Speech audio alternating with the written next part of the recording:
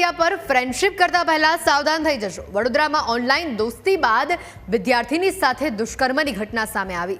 પરપ્રાંતીય યુવકે વિદ્યાર્થીને માર મારીને દુષ્કર્મ આચર્યું। અકોટા પોલીસે આરોપી સૌરભ પંડિતને ઝડપી લીધો છે। આરોપી મૂળ ઉત્તર પ્રદેશના બનારસનો રહેવાસી છે। પોક્સો અને બળાત્કારની કલમો હેઠળ ગુનો દાખલ કરવામાં આવ્યો છે।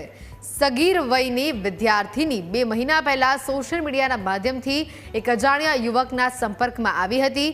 વિદ્યાર્થીનીને પ્રેમ જાળમાં ફસાવ્યા બાદ પરપ્રાંતીય યુવકે તેને મળવાનું શરૂ કર્યું હતું અને દિવાળીપુરા ખાતે પોતે રહેતો હતો તે મકાનમાં લઈ જઈ દુષ્કર્મ આચર્યું। અકોટા પોલીસ સ્ટેશનમાં ફરિયાદ નોંધાતા પોલીસે વડોદરામાં ડ્રાઇવિંગ કરી ગુજરાન ચલાવતા સૌરભ ઓમકાર પંડિતને દબોચી લીધો છે। અને આ અંગે વધુ માહિતી મેળવીશું। ફોન લાઈન ઉપર સંવાદદાતા પ્રશાંત જોડાયા છે। પ્રશાંત, જે રીતે આરોપી ડ્રાઇવિંગ સાથે જોડાયેલો છે, ડ્રાઇવિંગનો ધંધો કરે છે, કઈ રીતે મિત્રતા થઈ? હાલ પોલીસ કયા પ્રકારની આરોપી વિરુદ્ધ કાર્યવાહી કરી રહી છે?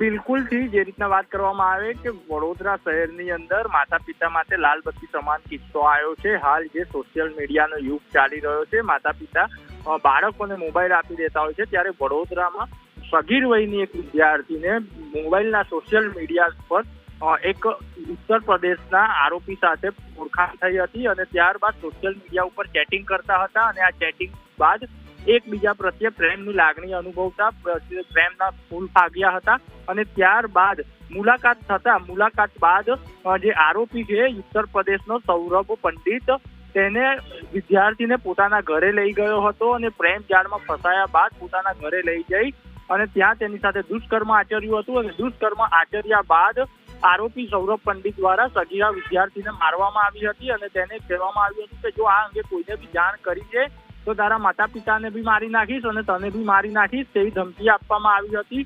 ત્યારબાદ ફરીથી પણ બીજી વાર સગીરાને ધાક ધમકી આપીને તેના ઘરે લઈ ગયો હતો। જે ભાડાના મકાનમાં રહેતો હતો આરોપી, એ મકાનમાં લઈ ગયો હતો અને ત્યાં ફરીથી દુષ્કર્મ આચર્યું હતું। સમગ્ર ઘટના જે છે તેની જાણ સગીરાએ પોતાના માતા પિતાને કરતા માતા પિતાના પગ નીચે જમીન સરકી ગઈ હતી અને ત્યારબાદ અકોટા પોલીસ મથકે સમગ્ર મામલો પહોંચ્યો હતો અને પોલીસ દ્વારા આરોપી વિરુદ્ધ પોસ્કો અને બળાત્કારનો ગુનો દાખલ કરવામાં આવ્યો હતો અને સૌરભ પંડિતની ધરપકડ કરવામાં આવી છે। સૌરભ પંડિત જે છે તે મૂળ ઉત્તર પ્રદેશનો છે, પરંતુ વડોદરા શહેરમાં છેલ્લા ઘણા વર્ષોથી રહી અને ડ્રાઇવિંગના વ્યવસાય સાથે સંકળાયેલો હતો।